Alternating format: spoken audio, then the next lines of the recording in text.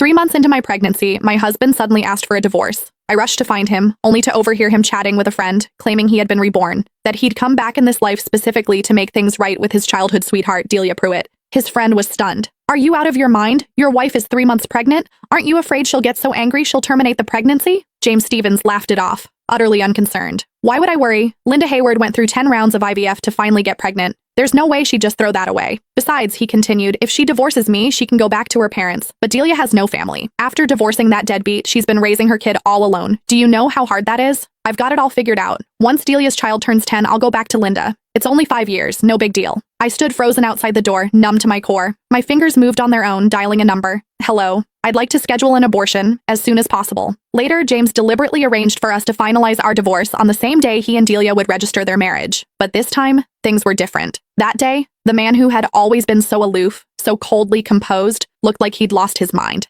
His eyes locked onto my flat stomach, his voice cracking with something close to hysteria. "Where's my child? Where's our child? You promised me you wanted to have a baby with me. Linda, are you sure you want to go through with this? After everything you went through for this baby?" My mother's voice broke over the phone and guilt twisted in my chest. She had been the happiest person in the world when she found out I was pregnant. She knew what it had cost me, a full year of choking down bitter herbal medicine, 9 failed IVF cycles. It wasn't until the 10th attempt that I finally conceived. The moment the test results came back positive, my mother had wept with joy. She believed that with a child, James and I would finally settle into a real marriage, that he would step up, become a responsible husband, learn to put family first. But today I realized how terribly wrong we had both been. The phone rang, sharp and insistent. I answered mechanically. James's voice cut through, cold and harsh. "Linda, how much longer are you going to drag this out? Even if I can't divorce you while you're pregnant, the moment that baby is born, I'm filing immediately. And let's be real, raising a child costs money. You've done nothing but sit at home since we got married, eating my food, spending my money. All you do is a little housework, that's it. No one's going to want a woman who just gave birth and comes with a brat attached. You have no income, no prospects. When the time comes, you won't get to keep the child. You won't get to keep me. You'll have nothing." Every word dripped with contempt. He reduced everything I'd given to this marriage, every sacrifice, every exhausting day, to nothing. And he called my baby a brat. It felt like a blade dragging across my heart,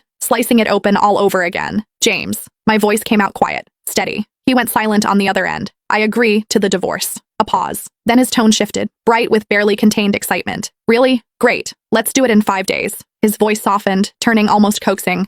"Linda, don't worry. I just want to take care of Delia and her child. I won't cross any lines. Focus on your health. Have the baby safely. I'll come visit you and the child once a month. I've already bought so many clothes for the baby. I even picked out a name." He sounded almost giddy, but my mind was already drifting, detaching from his words. In that moment, I knew I had truly let him go. A soft chime broke through the haze, a text notification. My gaze dropped to the screen. "Dear Ms. Hayward, your abortion procedure is scheduled for 3 days."